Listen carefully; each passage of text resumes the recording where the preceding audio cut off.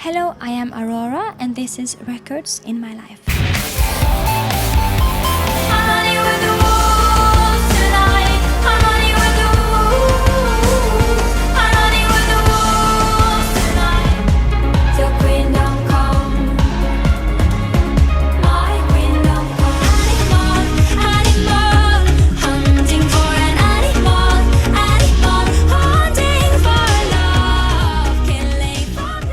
Hello.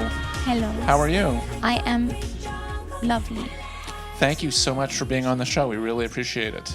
Thank you for having me. Now, this show is about records, and tell us about your latest album, and if there were any producers, the name of it.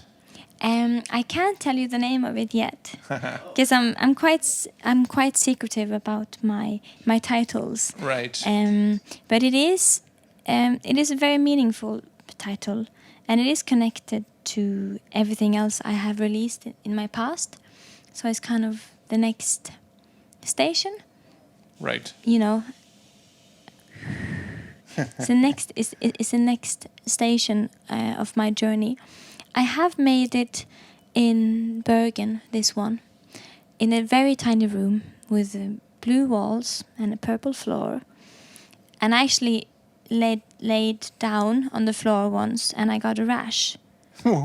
So it's a very dangerous purple floor. But we made it in this tiny room, me and my drummer, Magnus, actually. And the songs were just...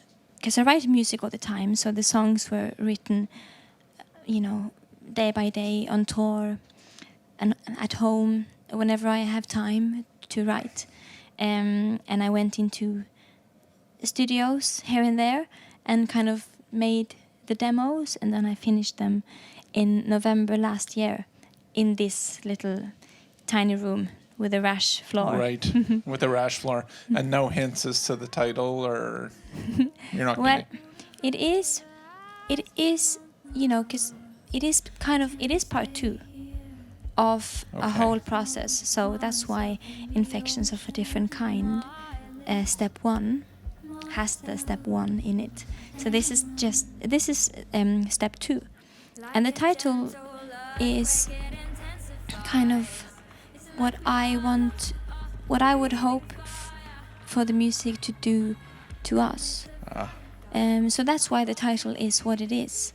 And it is a natural step from, infections of a different kind. After you've been infected by whatever I want you to be infected by, what happens then? So that's kind of... I'm sure your savvy fans will probably figure it out. Yes, they will.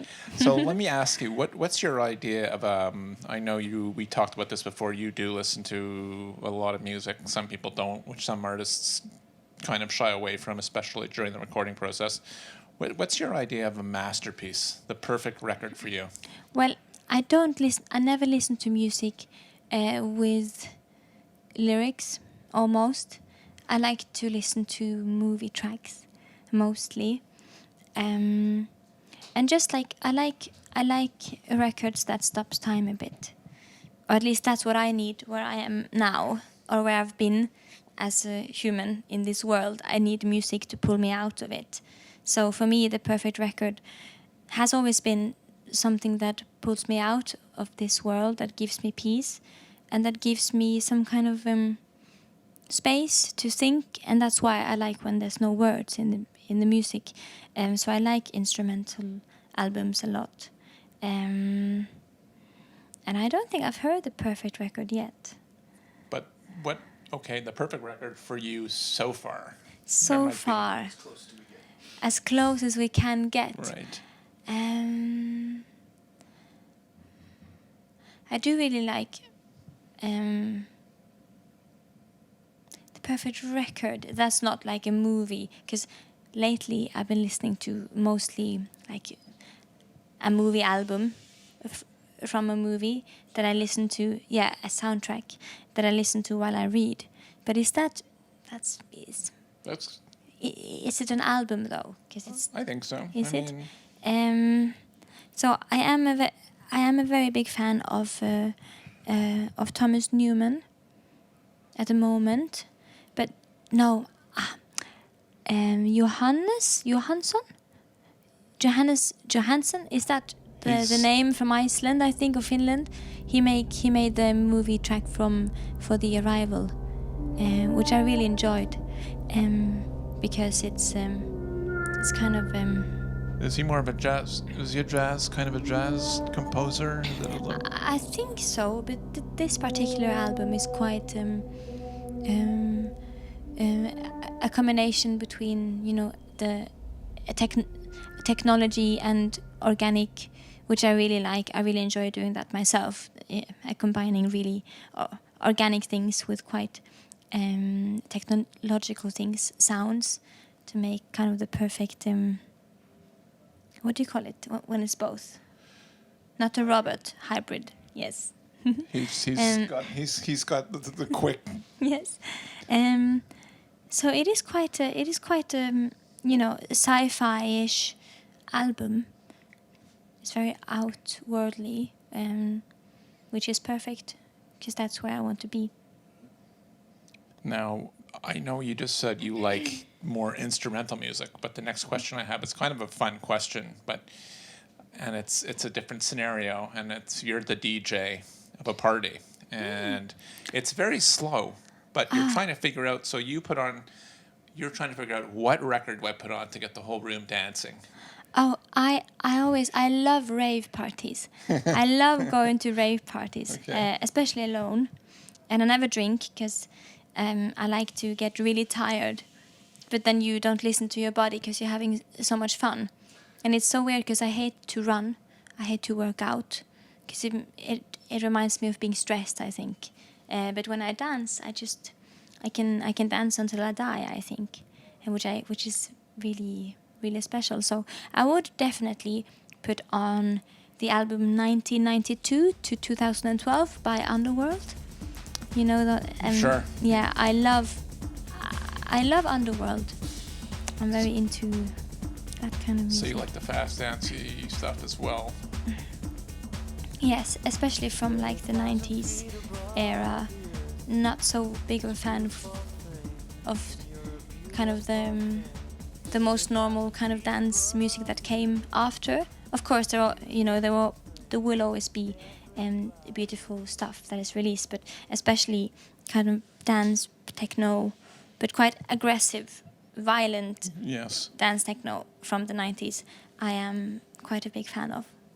It's turned into the techno stuff has turned into a stadium.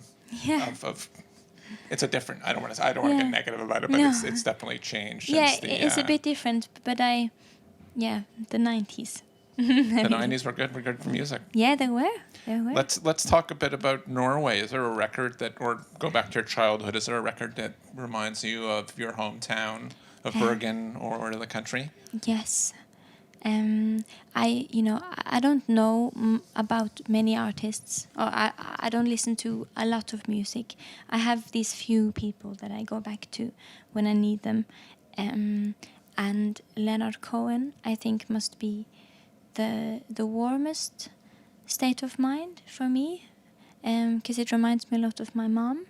Nice. And coming home, because school was a very busy place for me, and I could get quite, not stressed, but really tired of really noisy places.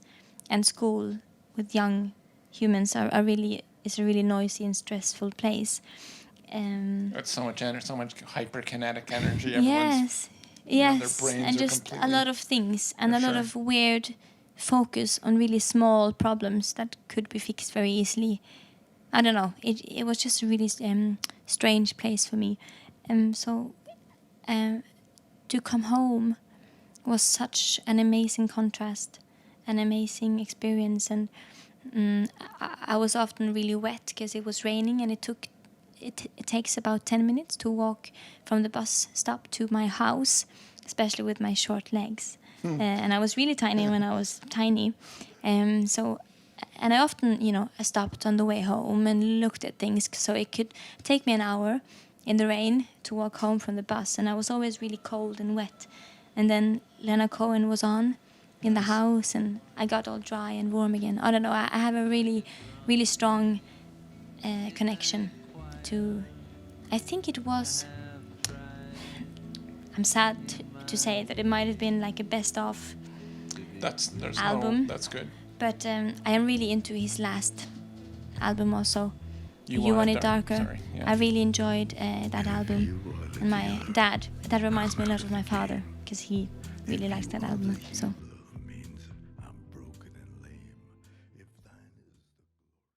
Thank you so much again for being on the show. And we'd like Thank to you ask, for having me. You're a wise person. I was going to say woman, but we'll say person because we're in 2019.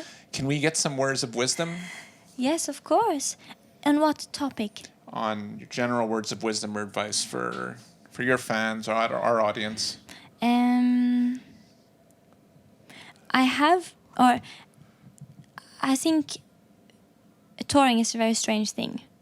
And the one thing that makes it really giving and exciting for me is that I meet the people.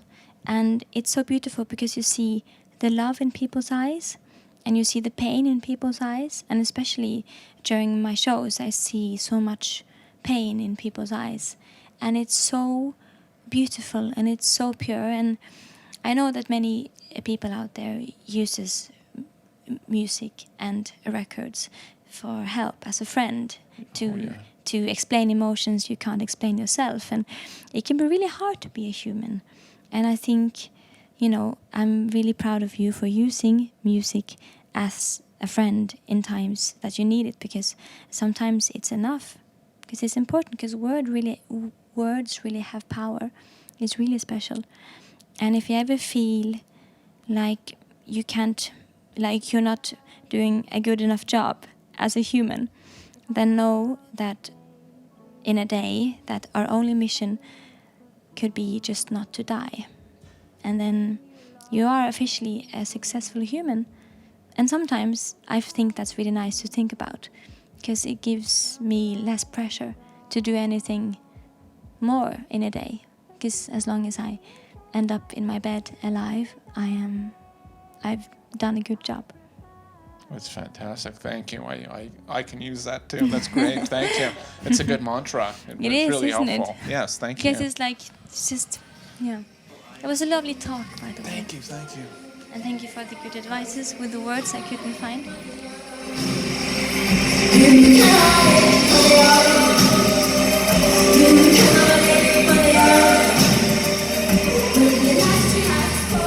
Thank you so much for watching, and please subscribe.